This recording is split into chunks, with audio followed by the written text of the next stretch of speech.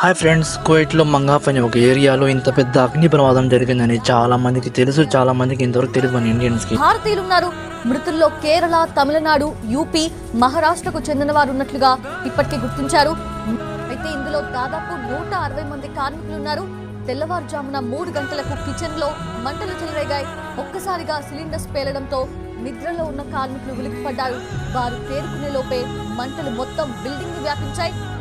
ఈ బిల్డింగ్ లో కాలిపోయిన డెడ్ బాడీస్ అన్ని కింద దింపి ఇంకా అంబులెన్స్ ఎక్కిస్తున్నారు వాళ్ళ దేశాన్ని పంపించడానికి. ఇండియా నుంచి కూడా కేంద్ర మంత్రి వచ్చారు. ఈ ఎంతమంది అయితే ఇలా ఇక్కడ చనిపోయారో వాళ్ళ కుటుంబం వాళ్ళని మనం ఆదుకుంటామని చెప్పారు. ఏమైనా సరే ఇక్కడనే కాదు, ఎక్కడైనా సరే మీ వంట గదిలో మీ వంట అవ్వగానే మీ సిలిండర్ ని ఆఫ్ చేయడం నేర్చుకోండి. ఎందుకంటే మన ఇంట్లో పిల్లలు ఉంటారు, పెద్దవాళ్ళు ఉంటారు, ఏమన్నా జరగవచ్చు ఏ టైంలో అయినా. ఇక్కడ కూడా గ్యాస్ పిల్లడం వల్లనే ఇంత మంది చనిపోయారు. దగ్గర 50 మంది చనిపోయినారు. సో దాంట్లో మన ఇండియన్స్ 42 మంది ఉన్నారు. సో చాలా చాలా బాధాకరమైన విషయం ఇది మాత్రము. సో దయచేసి జాగ్రత్త.